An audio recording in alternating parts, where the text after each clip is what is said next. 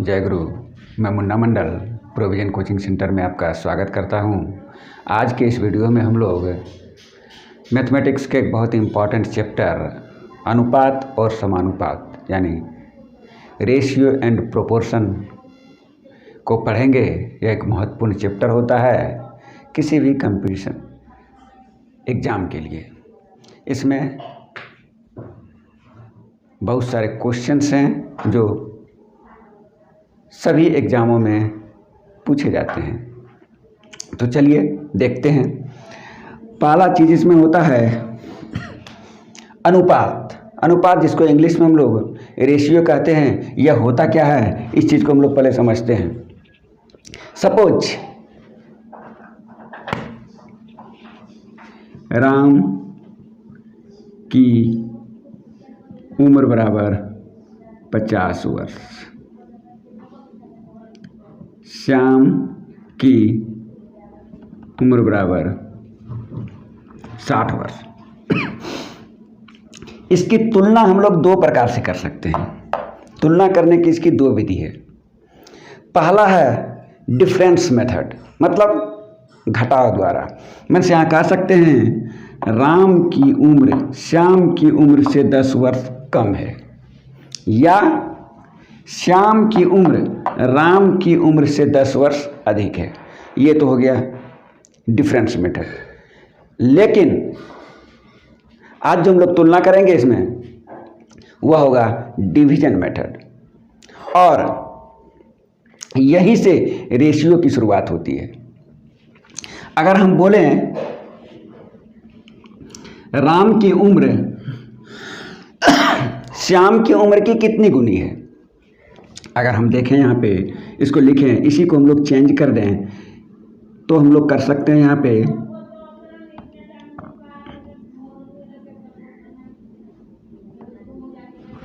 राम की उम्र बटे श्याम की उम्र 50 वर्ष बटे 60 वर्ष। इसको अगर हम लोग कटा देते हैं तो ये हो जाता है 5/6। इसी को हम लोग रेशियो में भी लिख सकते हैं 5:6, यानी 5:6 का रेशियो। तो यहाँ से हमको पता क्या चलता है, राम की उम्र अगर हम लिखना चाहें, राम की उम्र बराबर 5/6। ये क्या होता है, क्रॉस मल्टीप्लिकेशन जब होता है हम लोग इसको सॉल्व करते हैं इस तरह के क्वेश्चंस को, तो इसको अगर उधर भेज देते हैं मतलब इसके साथ ये भाग में तो ये गुना हो जाएगा श्याम की उम्र। लेकिन यहीं पे हम निकालें श्याम की उम्र क्या हो जाएगा, श्याम की उम्र, तब इसको हम इधर भेजेंगे। अगर राम की उम्र से तुलना करते हैं तो ये गुना में उधर जाके भाग, मतलब उल्टा हो जाएगा। 5/6 का ये 6/5 गुने राम की उम्र। तो देखिए इस तरह अगर रहे तो हम लोग देखते हैं राम की उम्र श्याम की उम्र की 5/6 गुनी है, या श्याम की उम्र राम की उम्र की 6/5 गुनी है। बस इसी चीज़ का पता हम लोगों को अनुपात से चलता है, यही है अनुपात। तो अनुपात का जो परिभाषा होता है वो चीज़ देखते हैं यहाँ पे। सबसे पहली बात आपको ध्यान देना है कि जब भी रेशियो की बात आती है तो दो टर्म उसमें होते हैं, और दोनों टर्म का जो यूनिट होता है वो सेम होता है। ऐसा नहीं कि इसका उम्र ले लिए इसका वजन ले लिए, यहाँ पे वर्ष कर दिए इसका किलोग्राम कर दिए, ऐसा नहीं होता है। यानी जब भी रेशियो की बात करेंगे, अनुपात की बात करेंगे, तो दो टर्म होगी और दोनों टर्मों का इकाई यूनिट सेम होगा।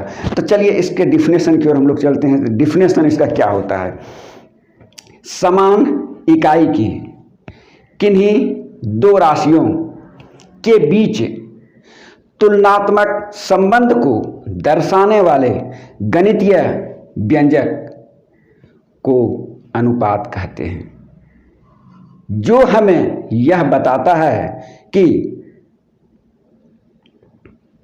पहला पद दूसरे का या दूसरा पद पहले का कितना गुना है।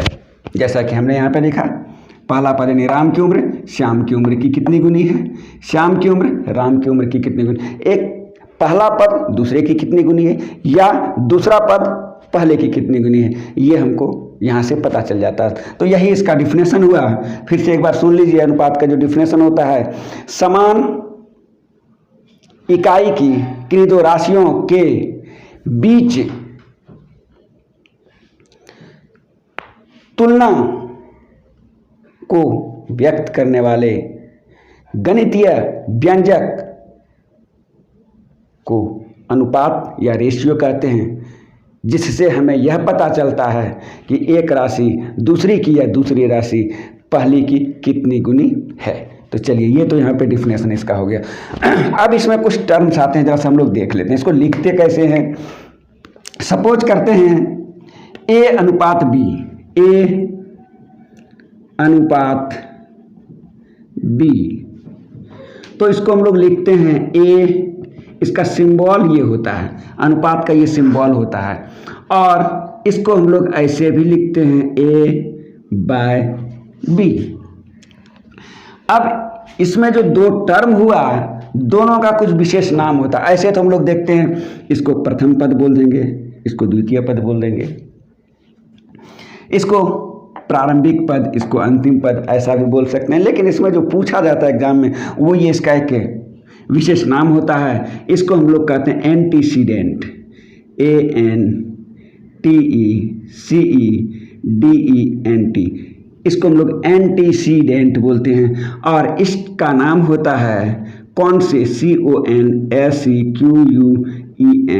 कॉन्सेक्वेंट, यानी कि किसी अनुपात के प्रथम पद, इसको पूर्व पद भी कहते हैं, को एंटीसीडेंट तथा दूसरे पद यानी अंतिम पद को कॉन्सेक्वेंट कहते हैं। ये याद रखना है, ये चीज एग्जाम में पूछा जाता है।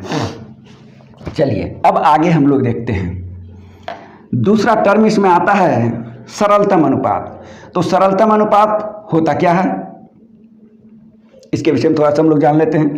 देखिए, सपोज 3/4 लिख लिए, तो 3/4 इसी को हम लोग ऐसा भी बोल सकते हैं 3/4, 3:4, 3/4। इसमें देखते हैं हम लोग 3 और 4 में कोई भी ऐसा कॉमन फैक्टर नहीं है जो कि दोनों को विभाजित करे, यानी दोनों एक के अलावे और किसी संख्या से विभाजित नहीं होगी। तो किसी अनुपात के दोनों पदों का HCF 1 हो तो उसे हम लोग सरलतम अनुपात में कहते हैं। यहाँ ये सरलतम अनुपात में है, ये किसी से विभाजित नहीं होने वाली है। लेकिन कभी कभी ऐसा होता है कि क्वेश्चन आता है इसे सरलतम अनुपात में व्यक्त करें, तो वहाँ पे करते क्या हैं, सपोज ये 15:20 है, इसको बोलता है सरलतम अनुपात में व्यक्त करें। सरलतम अनुपात में व्यक्त करने का मतलब हुआ इसका जो कॉमन फैक्टर होगा, कॉमन फैक्टर मतलब जो दोनों को विभाजित करेगा। तो चलिए देखिए, ये 5 से कट रहा, 5 × 15, ये 5 × 20, ये 3/4, इसको ऐसे व्यक्त करें तो 3:4। अब ये किसी से विभाजित नहीं होने वाली है, तो इसको हमने सरलतम अनुपात में व्यक्त कर दिया। तो यहाँ पे आप समझ गए कि सरलतम अनुपात होता क्या है और इसका क्वेश्चंस कैसे पूछा जाता है। तो क्वेश्चन यही होता है, इसमें कोई भी अनुपात दिया रहेगा और बोलेगा उसको सरलतम अनुपात में व्यक्त करें, तो इस प्रकार हम लोग उसे व्यक्त कर देते हैं। चलिए दूसरा अब हम लोग देखते हैं। नेक्स्ट क्या है, जटिल। कहीं कहीं आपको ये जटिल लिखा हुआ मिलेगा, कहीं मिश्र लिखा हुआ, कहीं संयोजित लिखा हुआ, इसी का इंग्लिश कहीं कहीं आपको कंपाउंड मिलेगा, कहीं पे कॉम्प्लेक्स रेशियो। हमने जहाँ जहाँ भी जो चीज़ मिला सबको यहाँ पे लिखा ताकि आपको कोई कन्फ्यूजन नहीं हो। ऐसा नहीं कि हमने जटिल अनुपात पढ़ लिया था और वहाँ एग्जाम में मिश्र अनुपात पूछ दिया, संयोजित अनुपात पूछ दिया, ऐसी बात नहीं है, सभी सेम है इसमें। तो इसमें क्या होता है, इसमें इसका डिफिनेशन ये होता है। चलिए पहले एक एग्जाम्पल लेते हैं, फिर हम लोग उसी के आधार पर डिफिनेशन को समझते हैं। तो ऐसे होगा क्या, डिफिनेशन आसानी से आपको याद हो जाता है। तो चलिए हम लोग देखते हैं। A/B, C/D, E/F, ऐसे 3 अनुपात, 3 रेशियो दिए हुए हैं और बोलेगा इसका जटिल या मिश्र या संयोजित अनुपात ज्ञात करें। तो इसका इसमें होगा क्या, इसके प्रथम पद यानी एंटीसीडेंट जो है को मल्टीप्लाई करेंगे, तो इसका जो जटिल अनुपात हो जाएगा इंटू सी इंटू ई, इसके एंटीसीडेंट को मल्टीप्लाई करेंगे, फिर ये सिंबल आएगा रेशियो का, और इसके फिर कॉन्सिक्वेंट टर्म को मल्टीप्लाई करेंगे, B D F, B into D into F, मतलब हो गया A C E B D F. तो देखिए यहाँ पे इसका डिफिनेशन क्या बना, दो या अधिक हो सकता है, दो ही टर्म हो, दो ही अनुपात हो, या दो से अधिक 3 4 5 कुछ भी हो सकता है। तो डिफिनेशन इसका होता है दो या अधिक अनुपातों के प्रथम पदों के गुणनफल तथा अंतिम पदों के गुणनफल के अनुपात को मिश्र संयोजित या जटिल अनुपात कहते हैं। चलिए ये तो हो गया। अब एक टर्म आता है यहाँ पे, तुल्य या समतुल्य या इक्विवेलेंट रेशियो। यह क्या होता है देखिए, चलिए पहले हम लोग देखते हैं। रेशियो 3/4 बोलें, 3/4 बोलें या 3:4 बोलें, उसी का दूसरा रूप है। इसको अगर हम लोग 2 से गुना कर दें तो ये आपका आ जाता है 6/8। अगर इसको 3 से गुना कर दें तो 3 तिया 9/4 तिया 12 ऐसा आ जाता है। तो ये जो हुआ इसका इक्विवेलेंट रेशियो हो गया, इसका ये इक्विवेलेंट हो गया। या फिर ये तो गुना किए, कभी कभी हम लोग भाग भी दे सकते हैं। सपोज यही है 6/8, इसको हम लोग भाग दे दिए, कितना से, ये 2 से कटेगा, ये भी 2 से कटेगा, तो 6 में 2 से भाग देंगे 3, 8 में 2 से भाग देंगे 4, मतलब ये हो गया 3/4 यानी 3:4। तो देखिए इसका ये इक्विवेलेंट हो गया। तो यहाँ पे होता क्या है, किसी अनुपात को समान अशून्य संख्या से, शून्य से नहीं अशून्य, समान अलग अलग नहीं, जैसे इसको अगर 2 से गुना कर रहे हैं तो यहाँ 2 से, ये 2 से यहाँ 5 से, ऐसा नहीं, समान अशून्य, शून्य से नहीं होगा। किसी अनुपात के दोनों पदों को समान अशून्य संख्या से गुना या भाग करने पर जो अनुपात प्राप्त होता है वह दिए गए अनुपात का समतुल्य अनुपात होता है। तो चलिए इस टर्म को भी अच्छी तरह से आप समझ गए। अब नेक्स्ट हम लोग देखते हैं द्विघाती अनुपात। नाम से स्पष्ट, द्विघात यानी पावर 2, और इसी को हम लोग वर्ग या स्क्वायर भी बोलते हैं। तो द्विघाती अनुपात या वर्गानुपात, नाम से स्पष्ट होता है, यहाँ पे वर्ग की बात हो रही है, 2 घात की बात हो रही है। तो इसको देखिए एग्जाम्पल से हम लोग देख लेते हैं।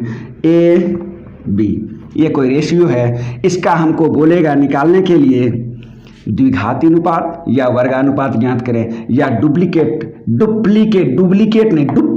पी है, डुप्लीकेट रेशियो ज्ञात करें। तो द्विघात मतलब किसी अनुपात के प्रथम पद के वर्ग तथा द्वितीय पद के वर्ग के अनुपात को डुप्लीकेट रेशियो यानी द्विघाती अनुपात या वर्गानुपात कहते हैं। चलिए नेक्स्ट हम लोग देखते हैं वर्गमूलानुपात। नाम से ही स्पष्ट है, वर्गमूल की बात यहाँ पे हो रही है। सपोज यही एक रेशियो है, इसका हमको निकालना है वर्गमूलानुपात या सब डुप्लीकेट पी, डुप्लीकेट रेशियो। तो यहाँ पे क्या हो जाएगा, किसी अनुपात के प्रथम पद के वर्गमूल तथा द्वितीय पद के वर्गमूल के अनुपात को उस अनुपात का वर्गमूलानुपात यानी सब डुप्लीकेट रेशियो कहते हैं। नेक्स्ट हम लोग देखते हैं त्रिघाती अनुपात, जिसको हम लोग घनानुपात भी कहते हैं। ट्रिपलेट रेशियो, नाम से स्पष्ट, 3 घात यानी कि घन की बात कर रहे हैं। सपोज A:B, AB का रेशियो है, इसका हमको ज्ञात करना है त्रिघाती अनुपात या घनानुपात या ट्रिपलेट रेशियो। तो इसका घन और इसका घन का रेशियो कर देंगे। तो इसका डिफिनेशन क्या हो गया, किसी अनुपात के प्रथम पद के घन तथा द्वितीय पद के घन के अनुपात को उस रेशियो यानी अनुपात का घनानुपात कहते हैं। चलिए नेक्स्ट हम लोग देखते हैं घन मूलानुपात। घन मूलानुपात में सब ट्रिपलेट रेशियो। यहाँ से भी स्पष्ट है कि घनमूल की बात यहाँ पे हम लोग करेंगे। सपोज AB ये रेशियो दिया हुआ है, इसका अगर हमको बोले निकालने के लिए कि इसका घन मूलानुपात ज्ञात करें तो हम लोग करेंगे क्या, A का घनमूल और ये B का घनमूल ज्ञात कर देंगे। तो यहाँ पे इसका डिफिनेशन हो जाएगा किसी अनुपात के प्रथम पद के घनमूल तथा द्वितीय पद के घनमूल के अनुपात को उस अनुपात का घनमूलानुपात कहते हैं। चलिए नेक्स्ट हम लोग देखते हैं, यहाँ पे क्वेश्चन आता है किसी राशि x को A:B में बांटना, AB के अनुपात में बांटना है। कोई भी संख्या है, कोई भी राशि दिया हुआ है, उसको कहता है कि इस AB के अनुपात में बांटिए, तो उसमें पहला भाग और दूसरा भाग क्या होगा। तो इसका फार्मूला यहाँ पे आता है। सपोज यहाँ पे देख लीजिए कि एक ये 24 है, 24 रुपया है, हमको इसमें बांटना है, यानी x हो गया 24 रुपया, इसको हमको बांटना है A और B के अनुपात में। और AB का जो अनुपात है वो सपोज मान लेते हैं 3 और 5। 3-5 के रेशियो में इस संख्या को हमको बांटना है, पहला A पहला भाग और दूसरा भाग, 2 भाग इसमें होगा, तो दोनों भाग इस रेशियो में होगा। इसको कैसे निकालते हैं, तो इसका फार्मूला यहाँ पे होता है। सबसे पहले हम लोग लिखेंगे ये पहला भाग जो हो जाएगा, सबसे पहले पहला भाग के लिए पहला रेशियो लिखेंगे, रेशियो का पहला पद लिखेंगे, इस दोनों को जोड़ के नीचे लिखेंगे और ये जो पद टर्म दिया हुआ इससे यहाँ पे मल्टीप्लाई कर देंगे। तो इससे निकलेगा 5 3 8 3 24 और 3 को 3 से गुना करेंगे, मतलब पहला पद मेरा 9 निकल गया।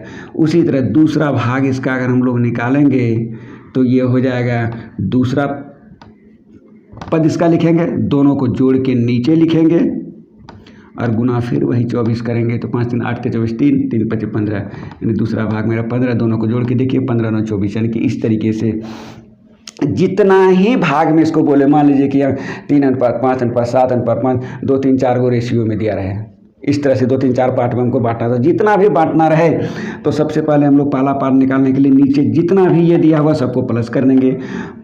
पहला भाग निकालने के लिए पहला पद को लेंगे, डिवाइड करेंगे, जितना टर्म दिया हुआ है उससे मल्टीप्लाई कर देंगे, सॉल्व कर देंगे इस तरह से। फिर दूसरा निकालने के लिए नीचे सब में यही आएगा, सबका योगफल, इस सब का योगफल नीचे आ जाएगा।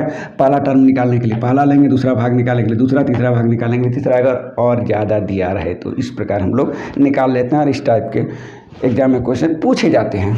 चलिए एक टाइप का क्वेश्चन यहाँ पे ऐसा आता है, सपोज AB एक रेशियो है बराबर 1 2, BC का मान 3 तो दिया हुआ, 3 2 का रेशियो, A:B:C ये हमको निकालना है। इस तरह से ये रेशियो AB BC का दिया हुआ है, हमको एक साथ ABC का रेशियो हमको निकालना पड़ता है। तो यहाँ पे हम लोग देखिए सबसे सरल काम क्या करेंगे, सबसे पहले हम लोग लिख लेंगे ABC। अब क्या करेंगे, A और B का जो रेशियो है इसके नीचे लिख देंगे, A के सामने A का, B के सामने B का लिख दिए। उसके बाद फिर दूसरा टर्म लेंगे BC, तो B के सामने क्या लिख देंगे, B का कितना है 3 है, और C के सामने ये लिख देंगे 2। और इसमें करेंगे ये, सबसे पहले ये एरो डाल देंगे, एक एरो इधर से डाल देंगे, यानी यहाँ पे हम लोग उल्टा n का फॉर्मेशन करेंगे, उल्टा n बना दिए बस। अब यहाँ पे क्या है, इस दोनों को गुना करेंगे, 1 गुना 3, फिर 2 गुना 3, फिर 2 गुना 2, मीन्स ये हो जाएगा आपका 3 3 दूनी 6 2 दूनी 4, मीन्स ABC का रेशियो 3 6 4 हो गया। यहाँ पे कभी कभी ABCD 4 टर्म तक चलाया था, चलिए उसका भी एक हम लोग देख लें। सपोज ABC है, ये ABBC, यही एक टर्म और हम लोग ले लेते हैं CD। सपोज करें ये B 1 2 यही है, BC 3 2, CD 1 3, ये रेशियो दिया हुआ है। अब हमको बोलता है इसी तरह डायरेक्ट ABCD के रूप में लिखने के लिए, तो यहाँ पे हम लोग करेंगे क्या, फिर वही चीज़ लिखेंगे ABCD।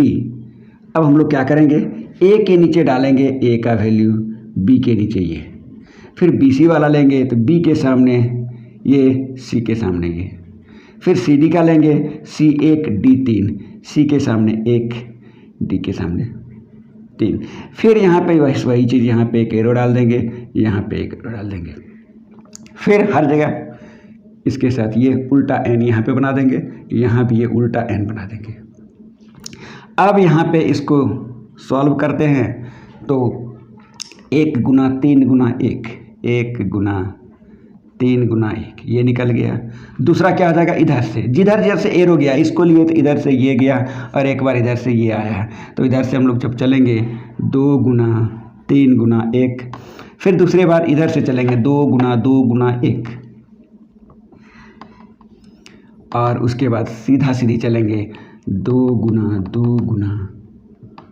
3, तो यहाँ पे आपका हो जाता है 3 2 3 6, 2 दूनी 4, 2 दूनी 4 3 12। इस प्रकार हम इस तरह के क्वेश्चंस का एक दो बार प्रैक्टिस करें तो ये इतना हमको लिखना भी नहीं पड़ेगा, डायरेक्ट ये लिखेंगे और गुना कर देंगे हम। ये तो हमने समझाने के लिए, इस तरीके का क्वेश्चंस एग्जाम में अक्सर पूछा जाता है, इसलिए इसका प्रैक्टिस करें। कभी कभी इस क्वेश्चंस में पहला भाग निकाल लिए, दूसरा भाग निकाल लिए, इसमें कभी कभी दोनों भागों का बोलता है अंतर निकालने के लिए। कहेगा कोई राशि दिया हुआ x, उसको a b के रेशियो में बांटें तो दोनों का अंतर क्या होगा। ये तो हम लोग निकालें कि दोनों भाग क्या होगा, पहला भाग दूसरा भाग।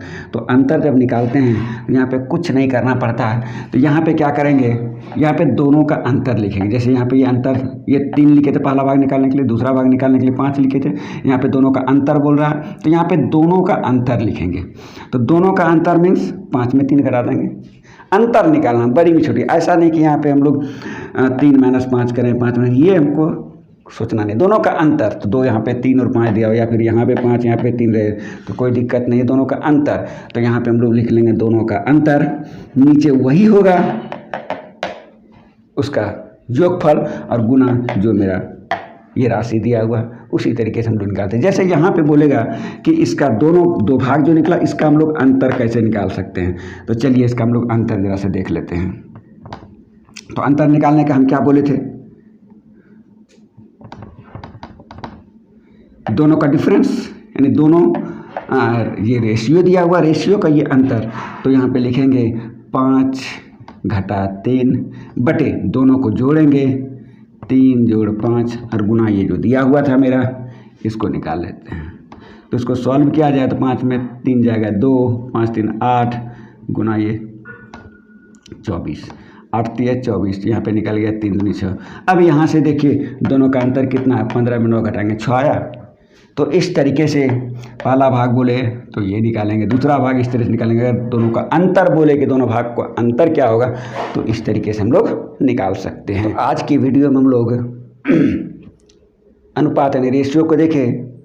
नेक्स्ट वीडियो में हम लोग समानुपात और इससे रिलेटेड क्वेश्चंस को देखेंगे, और उसे देखने के लिए आप इस चैनल को सब्सक्राइब करें और अपने दोस्त रिश्तेदारों को भी शेयर करें। जय गुरु, थैंक यू।